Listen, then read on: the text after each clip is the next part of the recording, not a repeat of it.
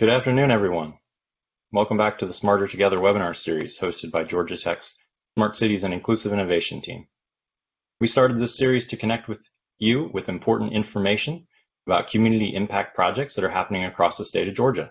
I'm Greg McCormick, Director of the Georgia Smart Communities Challenge, and today we have with us the team from Columbus Consolidated Government, one of our 4 Georgia Smart communities from this past year. They'll be presenting their final outcomes from the year-long Georgia Smart project started last September. We also hope you join us Thursdays at noon for the next 2 weeks to hear from our remaining Georgia Smart teams, the City of Milton, and Macon-Bibb County. As an attendee, your audio and video are automatically muted for the entire duration of the event. However, we will take your questions after the presentation, and you can submit your written questions at any time using the Q&A area of BlueJeans. Today's presentation slides and the recording of today's event will be made available on our website for later viewing.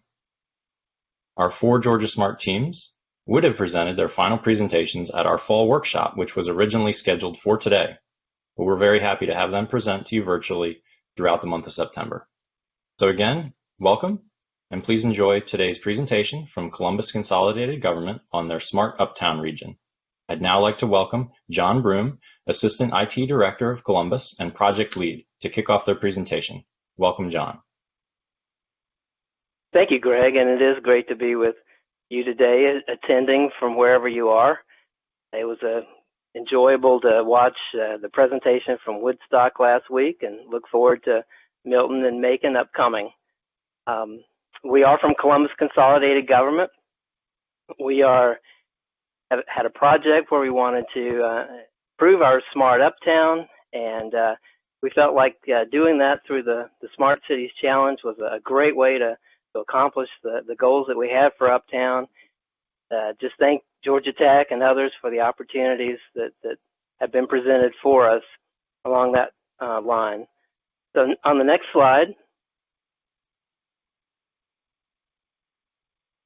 just to introduce our project briefly, we knew that we wanted to add publicly available free internet connectivity to Uptown, but we also discovered, and we'll discuss today, some other sensor technologies that were available to help us use data where we can drive improvement in the Uptown area.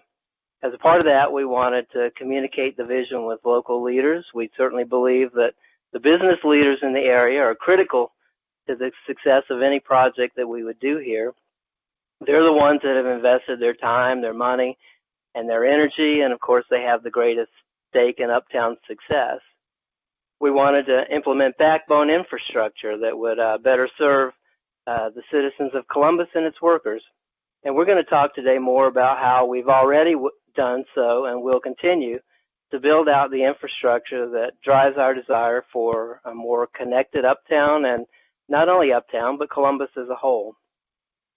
And of course, we wanted to create new, long-lasting partnerships between public and private entities. Not only the Uptown business leaders, but we've also reached out to other entities that have interest in the Uptown areas, and we'll talk about a few of those as well. So the next slide. Why pursue smart cities and all? Well, we had a general desire to create an even better Columbus. Who doesn't want that for their cities?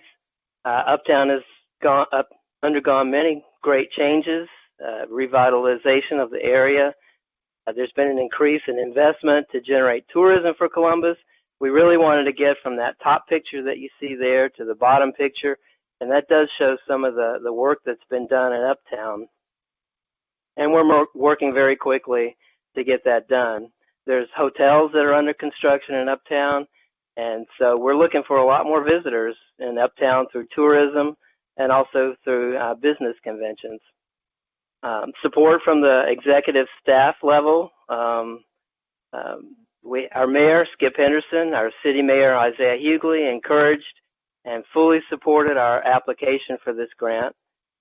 And this project will serve as a catalyst for other projects. We're already applying some of the lessons learned that we've had in this project to another grant that we've received to improve Wi-Fi connectivity in other parts of Columbus. Next slide.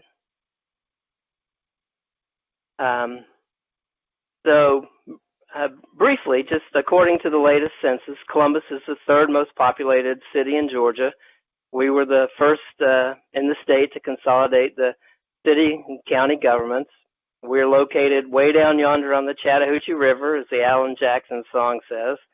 The river separates us from Columbus, from Phoenix City, Alabama, and we started using the natural resources that the river provides to host the largest urban whitewater course in the world.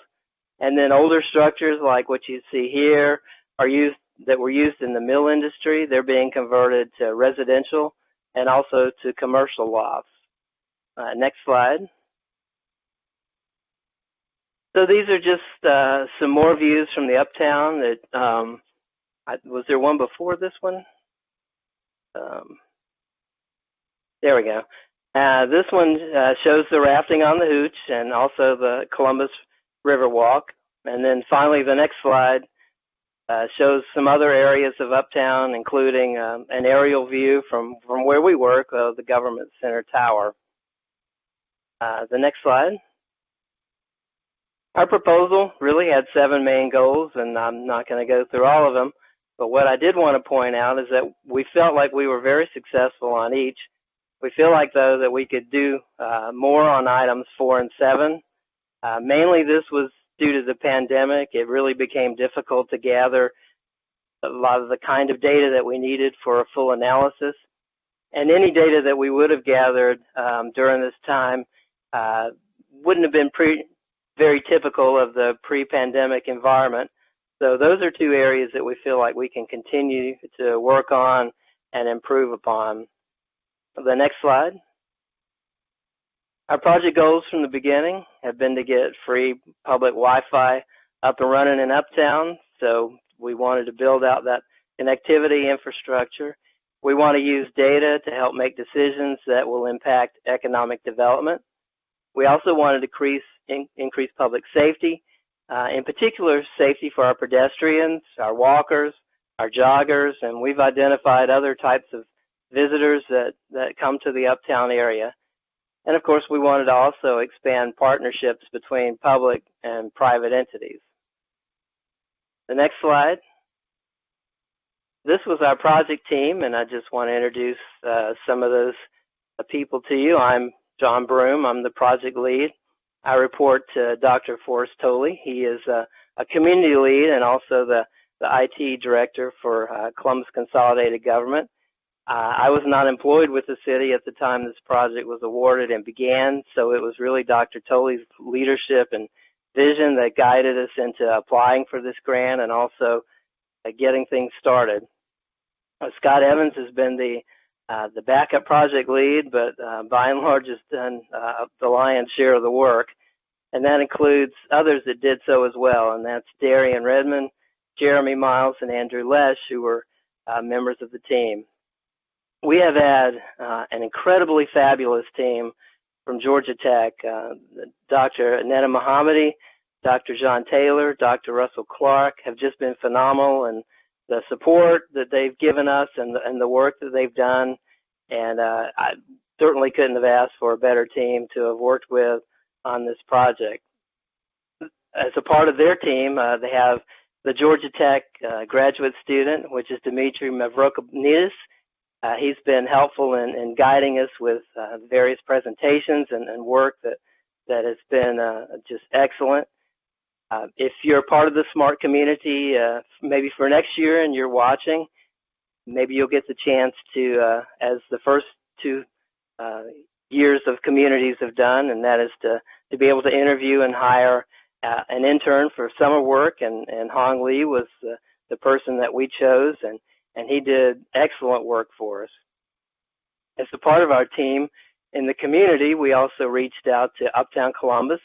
We also had Columbus State University representation, and of course our own Columbus Police Department as a part of what we did in our work for the project. So the next slide. This is just a snapshot of our project timeline, and I won't spend too much time here, but it goes into our milestones, the accomplishments that we had, the key meetings throughout the project, which crazy enough, began in September of last year and continues through today. And that's a year's worth of work. The time has flown through this, but here we are today, wrapping up with the final presentation. The next slide. Of course, part of any good project is the planning phase. This allowed us to get a little more focused on the details, and from that, we concluded, among other things, that we would tackle this project in 3 phases. Next slide. The planning also gave us the chance to drive up to Atlanta. We met with our Georgia Tech team that you see here in the Coda building downtown, and that was a very profitable visit for us. We got to see some of the technologies that Georgia Tech was able to bring to the project, and it was a good part of our planning as well. The next slide. So I mentioned the 3 phases.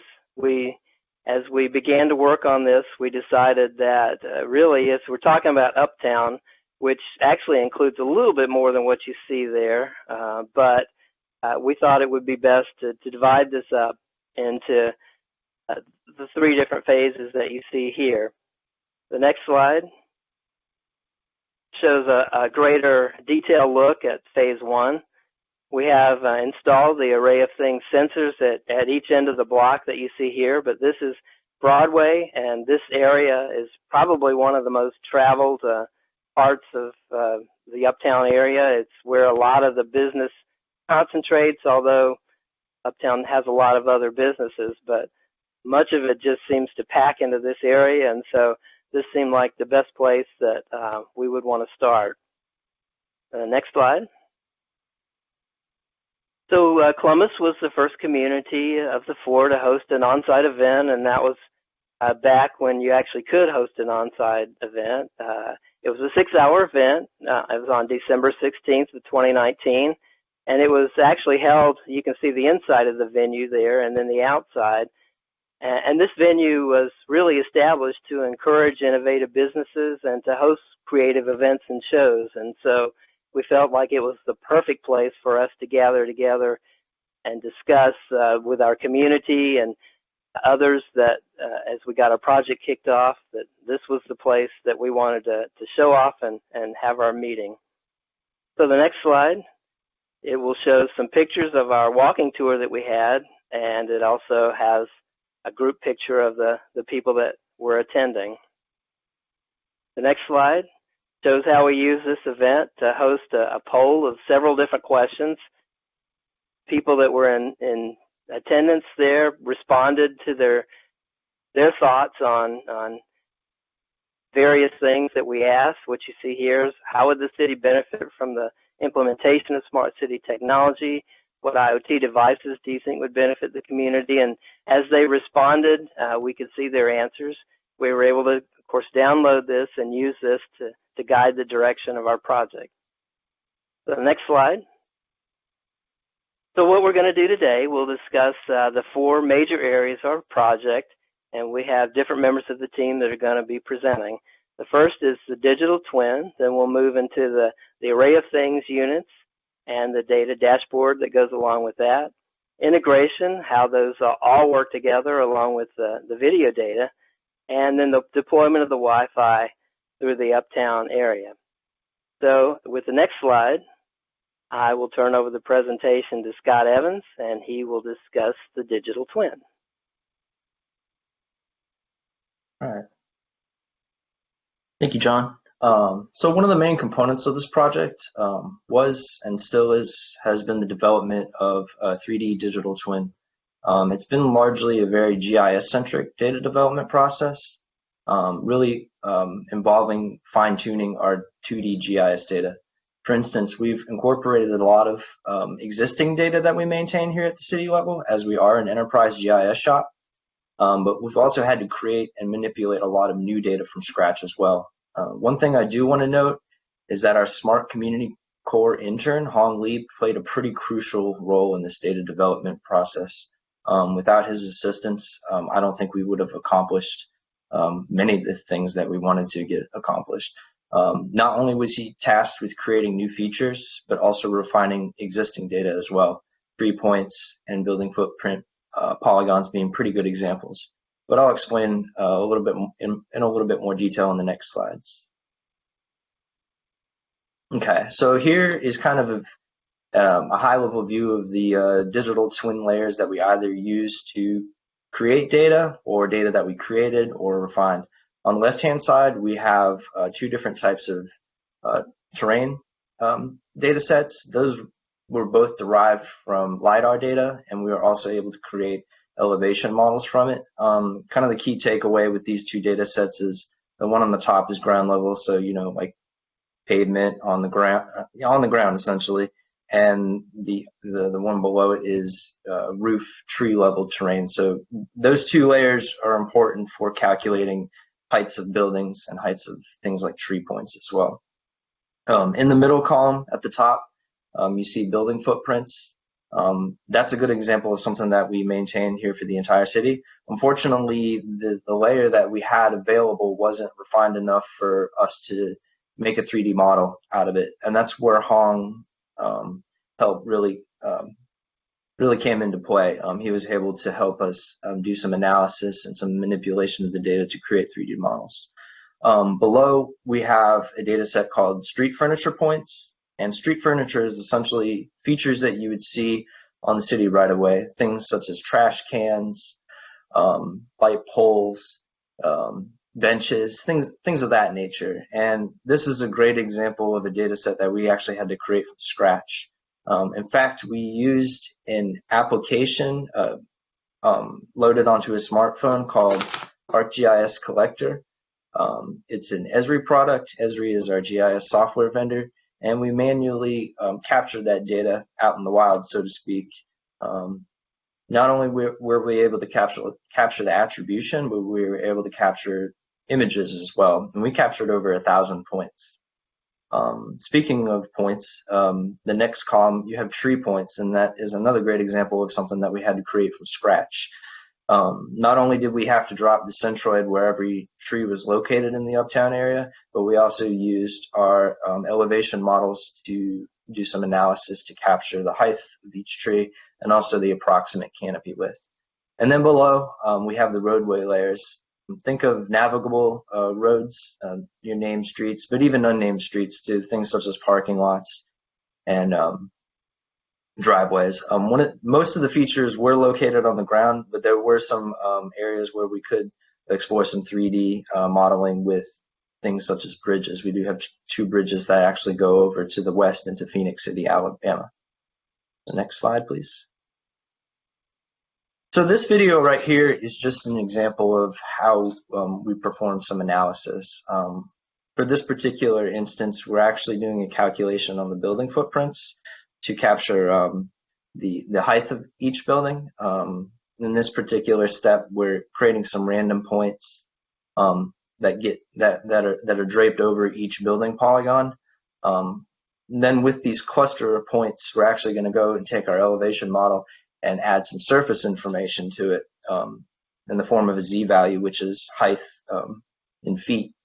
From that, we can take these clusters of points because each cluster represents a separate building or an individual building, and then we can do an average of those height values. And from that average, we can apply it to each building.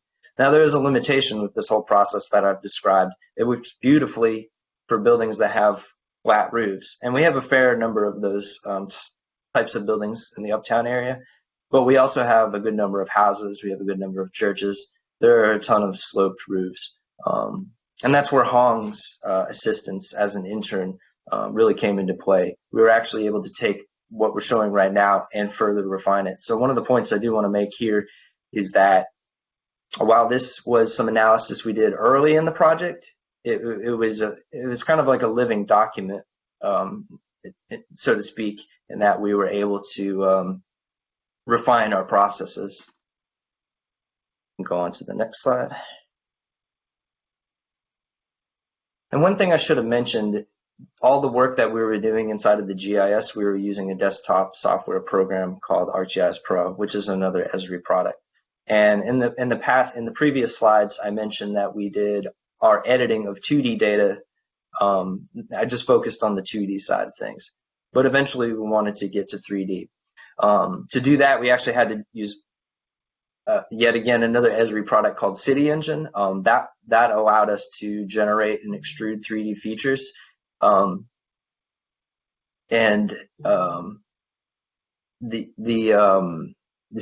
Within City Engine, you use a set of procedural rules called CGA rules, computer-generated architecture, if I recall correctly. And that we were able to extrude features like buildings and trees, but it wasn't done there. We still had to export the files into FBX file format. The reason being is that our Georgia Tech researchers, Dr. Mohammadi and Dr. Taylor, they needed to use Unity, which is a 3D gaming software, to really kind of complete the digital twin. Next slide, please.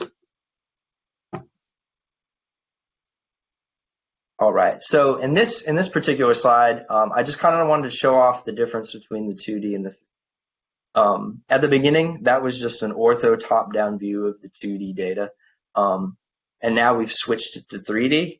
You can start to see once the video will progress a little bit how the features have been extruded, such as building footprints.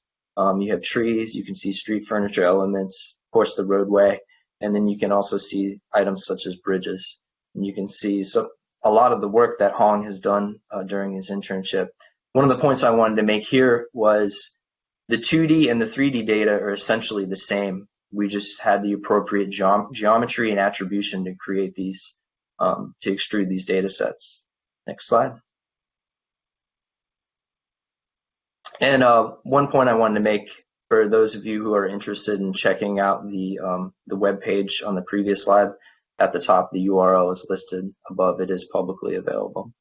So what's for the future with the 3D data development? At least for this project, we still want to continue working on refining the Uptown model. One thing that comes to mind is applying building facades. So you can see in the example above there, you have a very plain looking building, but on the right hand side you have a picture basically draped on the building. Of course, this is a kind of a crude example, but that's kind of where we want to go next. Still some things we have to work out kink wise. Oh, could you go back a slide for me? Looks like it changed it. And another item that we would want to add to our sidewalk polygons, I think that would make it would add some realism to the model. Right now it kind of looks a little blank without the sidewalks. And not only that, taking a step further with beyond the Georgia Smart project. As I mentioned before, we are an enterprise GIS shop. We have a bunch of different departments that use GIS, and they're gold mines of data, and 3D would be perfect to showcase, visualize different topics and trends.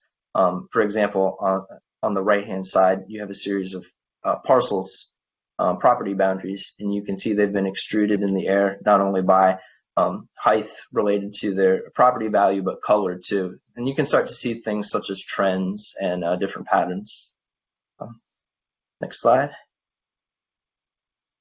And next, my colleague Andrew Lesh will talk about the deployment of Array of Things. All right, thank you, Scott.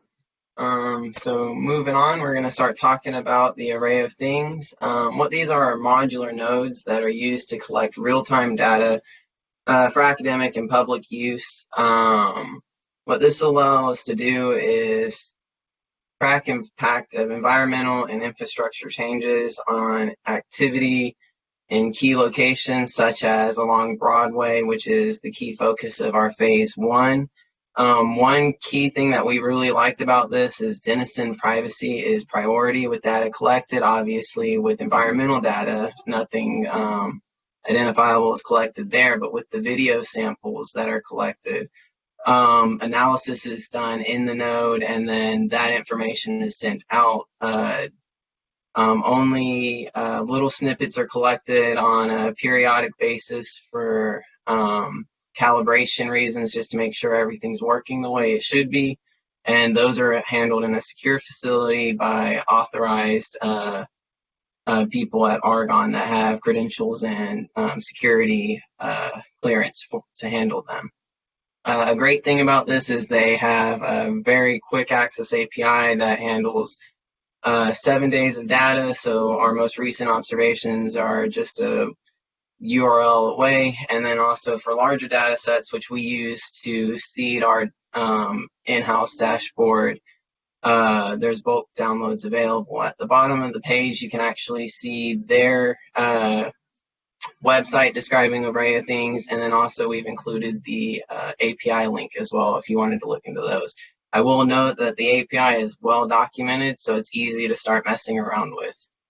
Going on, we're going to take a little closer look at the node itself. These are the brains and guts of the node.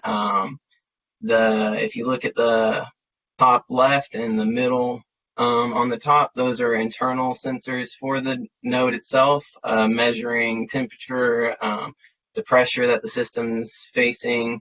If we look at the bottom row, those are all external sensors, so like the air quality, how much oxygen's in the air, the CO2 levels. The center one measures weather, and then that bottom right's our camera that it'll be using. I believe they have a series of cameras that are used, but like I said, that data is not streamed out of the node itself, so no personal data is collected. The next couple of slides show some of our installation projects. Here we're running the wires from the node location out to the junction box, and on the next slide we're actually deploying them on the poles themselves. This was actually a great event. It really just took the poles we own as the city, so it really just took scheduling the truck and getting a time where we could be there together, and it was a rather quick deployment. On this next slide, we're just going to start a demo of the dashboard that's been in development. Just gives us an easy way to access all the nodes for our project as opposed to them generic for all projects. Gives us a way to edit or view details on a specific sensor or a specific observation.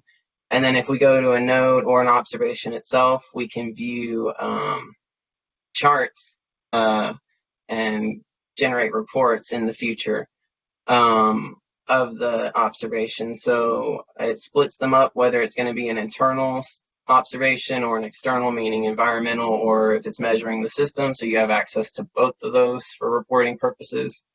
You can narrow it down per sensor and per parameter, and then by the date range that you're interested in here. I had just loaded some test data, so I just selected the dates for that. But you can select from the beginning of time, well, beginning of collection, I guess, to present. And what it'll do is if it's data that's in the database, it'll just load from the database. If not, it'll reach out to the API and load that in as well.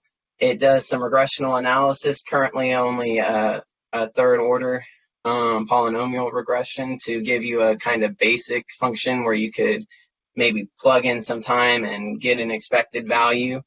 Obviously, it's more accurate within the date range that you've selected, but you could use it to then start predicting events, and when you start tying those together, you can start seeing patterns and predicting some of those patterns.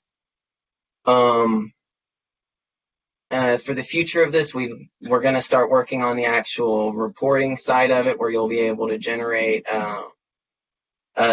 a report that shows all of the charts that you have selected and some statistical analysis on them, and then also an abbreviated version of the data that generated those charts, as well as allowing citizens to sign up for notifications if some feature gets too high in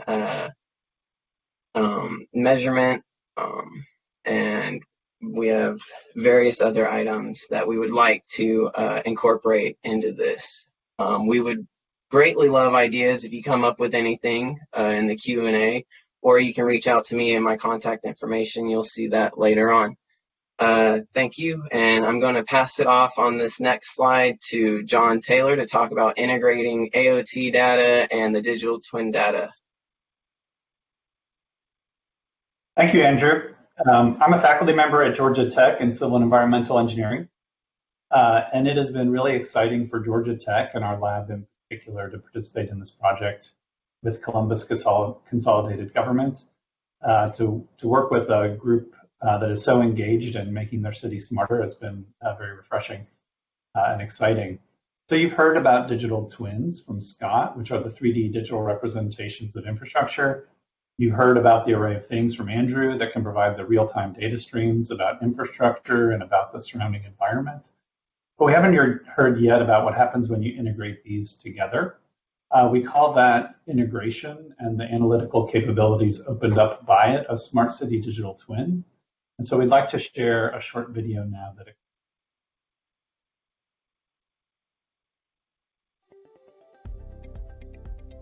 Cities are complex ecosystems. Behind the buildings and beneath the pavement are vital systems that keep our daily lives moving, such as water lines, traffic signals, power grids, and more. Data from these systems can not only provide us with an intricate understanding of our urban habitat, they can also be used to create a digital twin where changes can be modeled, simulated, and visualized, providing fresh insights to improve sustainability, resilience, and livability. All of this is becoming possible because of a new virtual platform created by researchers in Georgia Tech's School of Civil and Environmental Engineering called a Smart City Digital Twin. Since its inception in 2017, interest and research on the platform has grown rapidly. Cities are actively using digital twins to understand stormwater maintenance, improve public transit and mobility, enhance emergency response, and analyze energy consumption patterns. However, while many are finding great value in small-scale smart city digital twin deployments, the technology has yet to be fully utilized on a full city scale. A fuller integration of data streams across infrastructure systems into a smart city digital twin will allow large cities to access deeper insights that will enable them to better understand, predict, plan for, and even react to the complexities of urban living. Take, for instance, the example of a fire in a tall urban building. A smart city digital twin could alert first responders of the emergency, provide real-time updates and predictions on the extent of the emergency in the critical first minutes, notify the power grid and water supply of a need for increased resources, adjust traffic signals to divert traffic away from the scene, allow first responders to arrive on the scene more quickly, and enable building occupants to evacuate to safety. With a smart city digital twin, we could actually test this scenario over and over to ensure that we have identified the best solutions for this and other emergencies, while at the same time improving the sustainability and livability of the city. In short, a smart city digital twin represents a necessary platform toward integrating, visualizing, and operationalizing many complex data streams to transform our cities and our experiences of them for the better. For more information, visit Georgia Tech's School of Civil and Environmental Engineering online.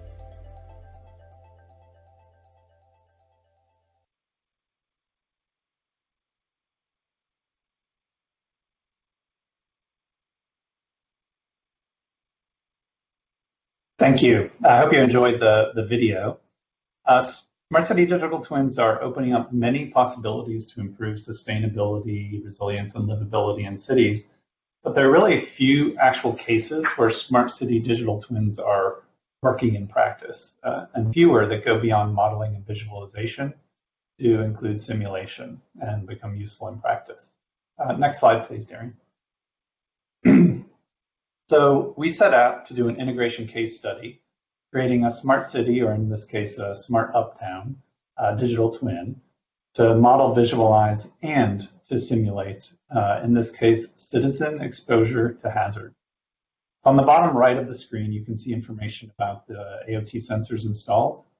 And on the bottom left, an animation of that real-time array of things data flowing into our smart city digital twin that Scott described. So a user is actually interacting with the data in the virtual environment now, is what you're watching the animation at the bottom of the screen.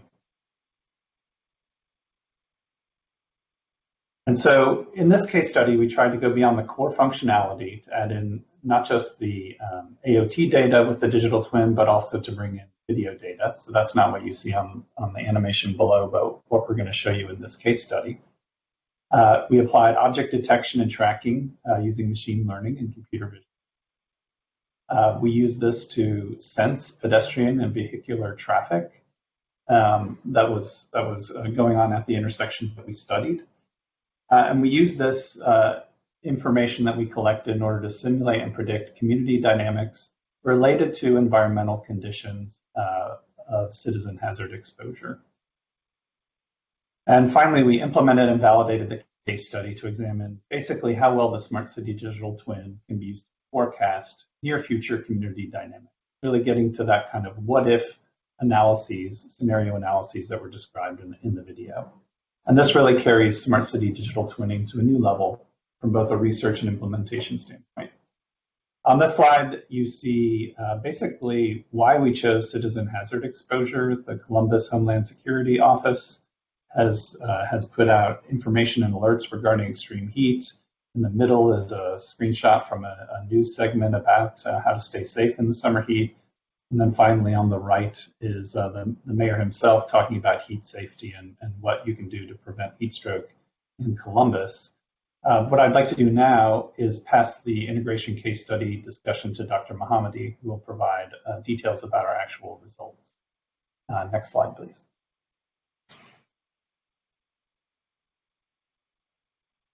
Thank you.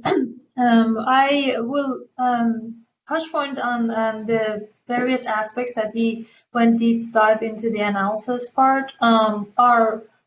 Our main objective was assessing the collective passersby exposure in the two intersections that we had in the first phase, and measuring exposure in general to excessive air pollution or local overheating are often very limited due to their inability to access hyper-localized data or capturing the information is costly.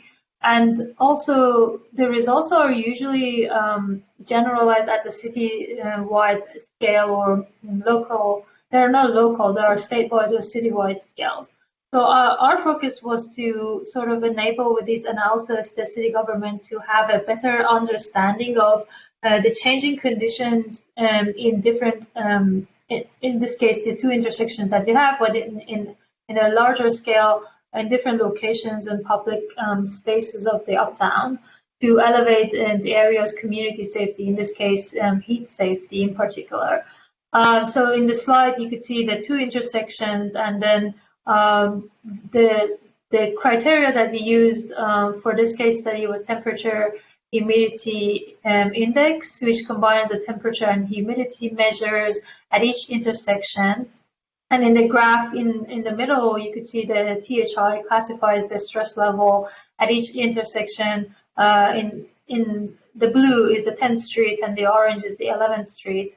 And you could sort of see there are classified by very warm, hot, very hot. So if they reach a threshold, you could see the thresholds are the horizontal lines.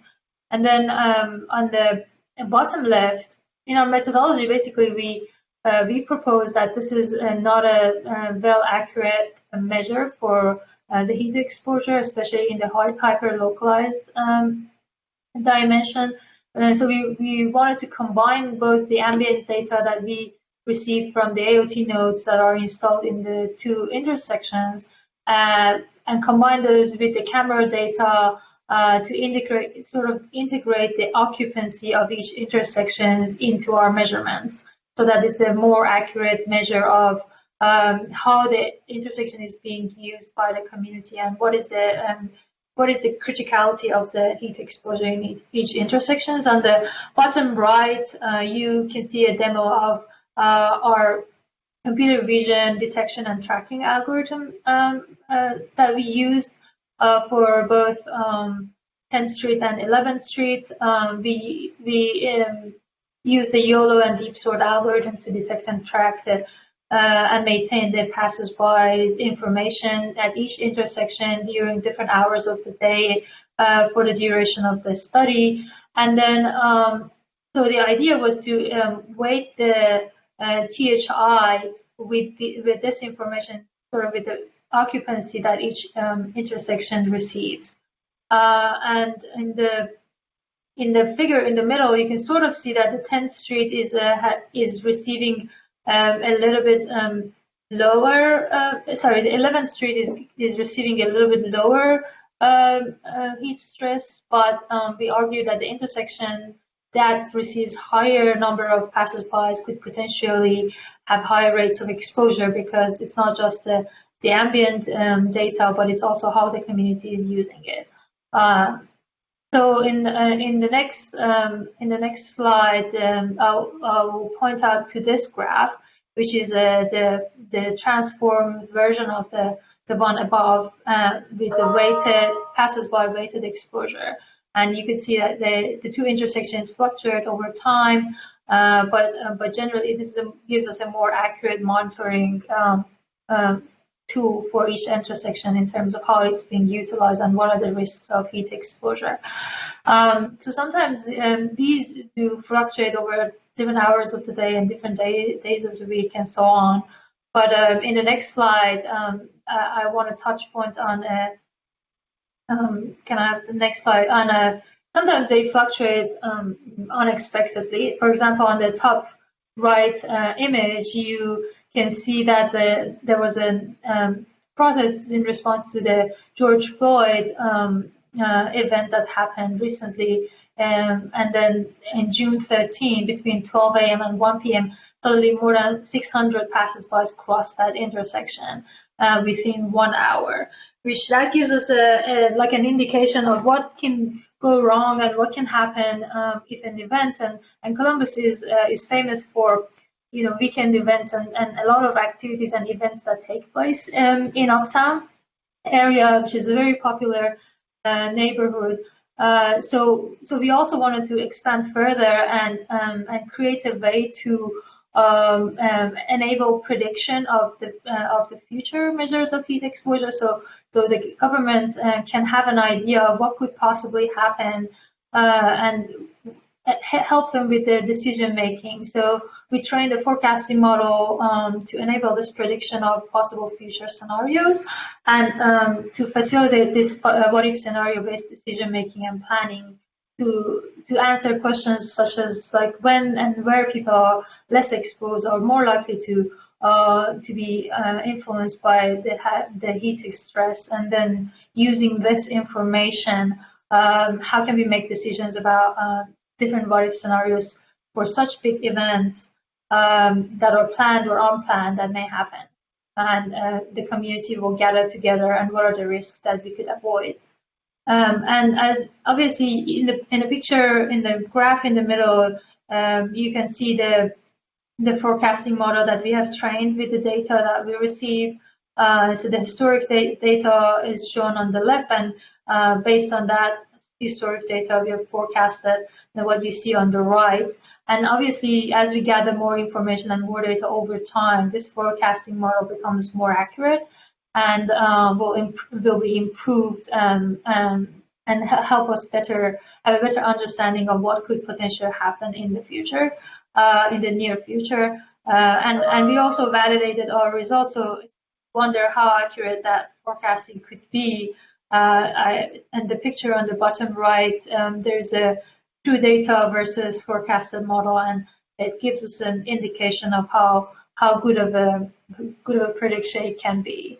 And the idea is sort of for us to expand this to multiple intersections. Once we install more AOT nodes in more intersections and neighborhoods, then we can have a better comparison study and identify critical intersections or critical public space use by the community and avoid or help better plan for the future. And from the detection and tracking piece of the analysis, we also plan to expand that further into capturing information about different types of public use by the community, like parks, cars, scooter possibly, and while obtaining the trajectory of these different modes of usage, we could expand on the details of how the community is being used, the area, and how does that affect their safety aspects in this case. And all of that will be integrated into the virtual model that's being developed as well, so that it's more of a common ground. And I also want to acknowledge a great participation and effort of Dimitri in this project, which is our graduate researcher who has spent hours and hours to develop these models and train the algorithm. And I think I will end up the case study here and pass it to Dorian Redmond to expand on the Wi-Fi implementation portion of the project. Thank you. Yeah, so the Wi-Fi part we saw as a pretty vital way to kind of generate some economic activity in the Uptown area. But ever since COVID has kind of begun and we've kind of seen the lasting effects of what that means to our community, we've really started to notice that there's a large digital equity gap that we'd like to bridge. So even though we haven't necessarily made it as far with the Wi-Fi for this particular project, a lot of the methodologies that I'll talk about in a minute, a lot of, the planning we've done for it, we're being able to carry those, resources into new projects that we're actually using, at this very moment. I mean, we have a couple of projects going on to help better serve our community. So the first thing is we really wanted to establish a good connection backbone in the Uptown area. This is an area that has a lot of activity, whether, you're a police officer, whether you're, IT, anybody who works in the city. So allowing us to, be on the same network that you would have if you were in a building is very vital. It lets you, get, be able to access all your on-site resources. And then the other part of it is obviously you can offer this to the public. So that's the digital equity stuff, but it's also, an economic driver. I think it's a way that you can say, hey, we have free Wi-Fi, come down here, have a good time, know you're connected, be able to share, kind of what you're doing. That's a large part of society in general, and especially the groups of people you find that normally go to the Uptown area because it is, so popular among younger people, as well as older people, obviously. But so the public Wi-Fi, we've worked really hard to get going. We've partnered with Georgia Power. Well, we're in the process of partnering with Georgia Power.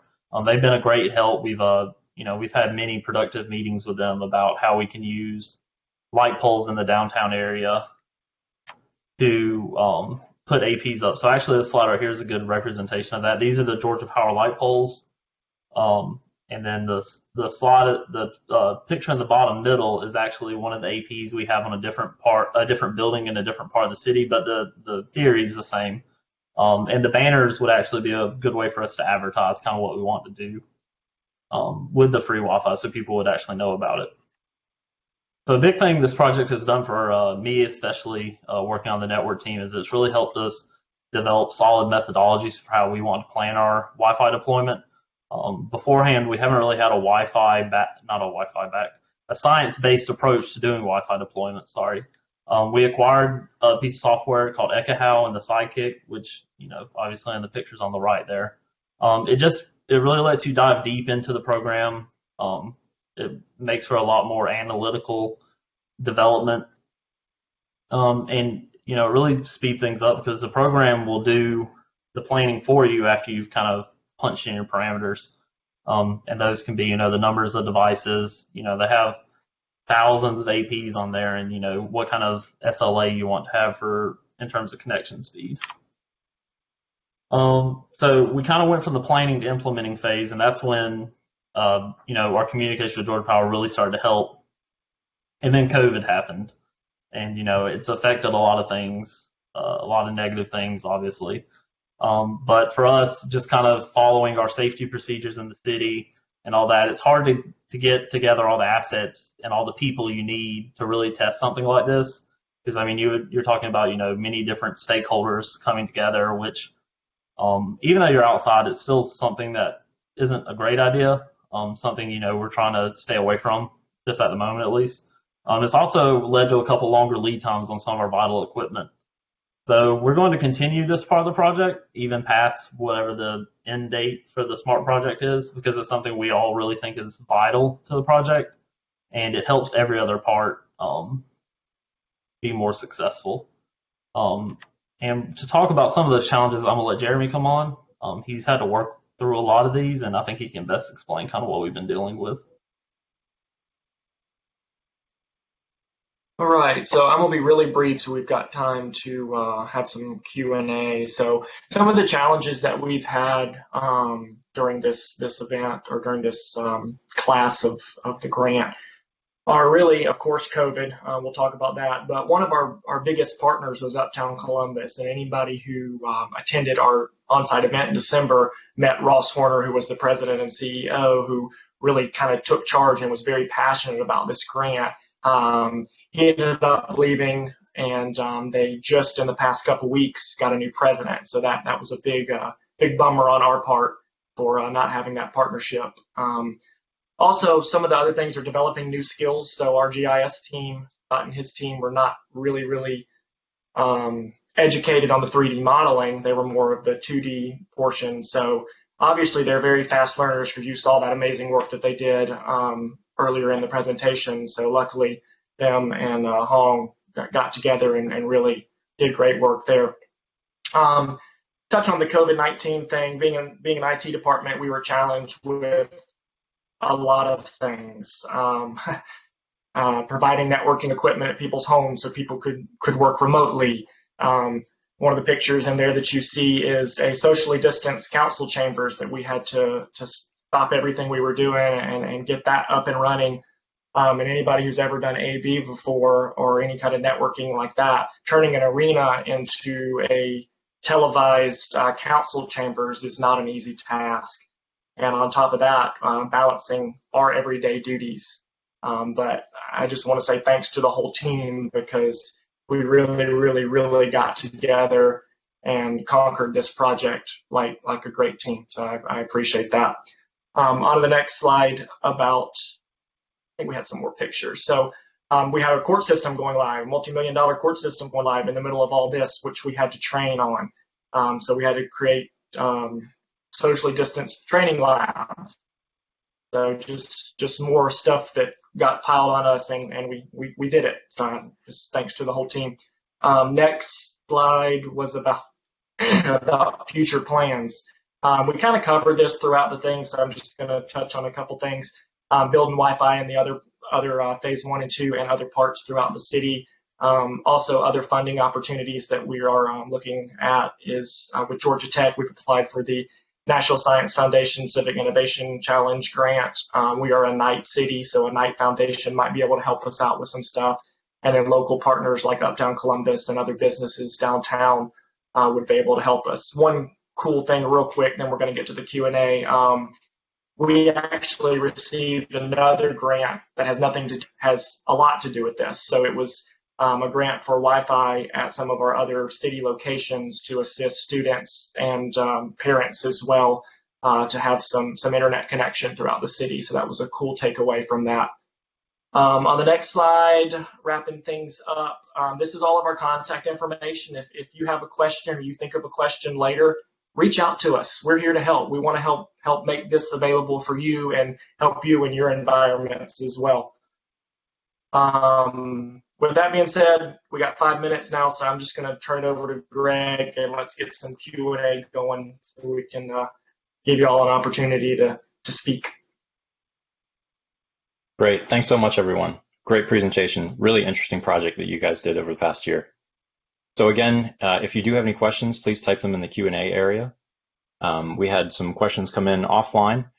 Just generally, what recommendations does your team have for another community who's very interested in doing something similar? This digital twin is very new, and it looks like there's lots of applications in using it in communities. What kind of recommendation would you have for a community who's interested in getting started kind of from the ground up, how to do this?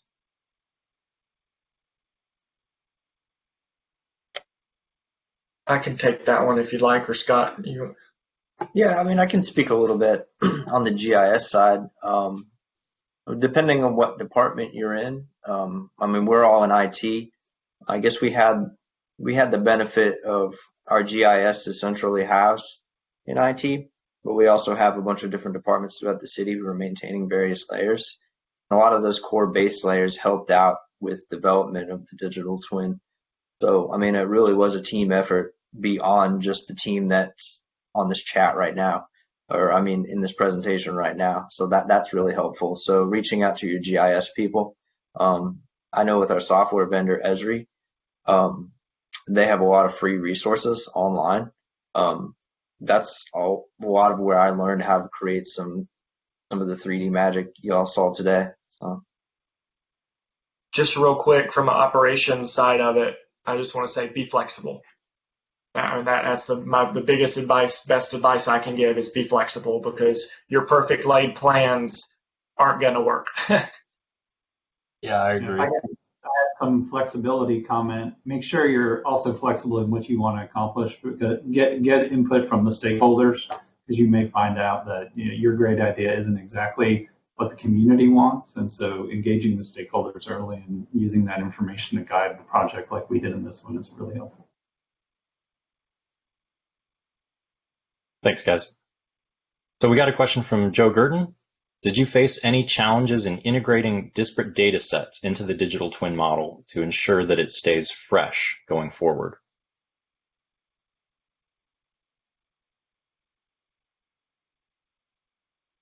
That might be one for Dr. Mahamadi.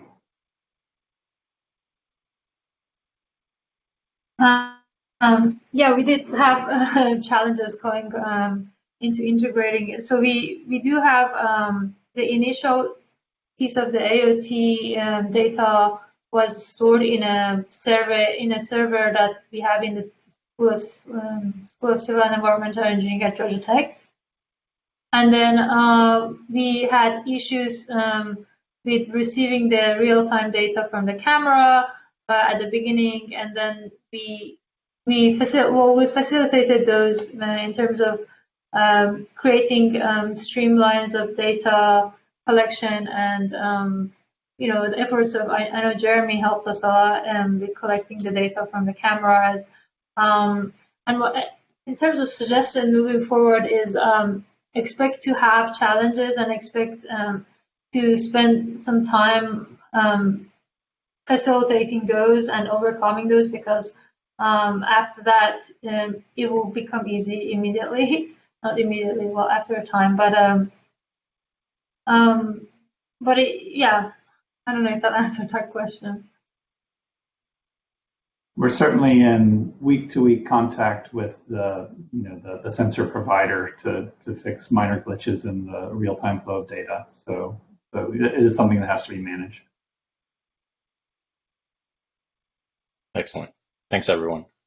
I think that's going to do it for the amount of time that we have today for the presentation. I just want to thank the whole Columbus team and the Georgia Tech research partners that work with them throughout the year. A really, really interesting project, and I look forward to seeing your future work as you push this project forward. So thank you again for attending today's webinar, everyone. Again, I will invite you to the 2 additional webinars that we'll have Thursday next week and Thursday the week after at noon for our final 2 Georgia Smart communities from this past year who'll be presenting similar types of final presentations on their projects. And at that, I will say we also did record this. That will be posted to our website. The slides will also be available on our website for download at a later time if you need to go back and review this. And Christy has made our email address available in the chat area if you need to email us any questions. So at that, I'll thank you very much for attending. And that completes today's webinar.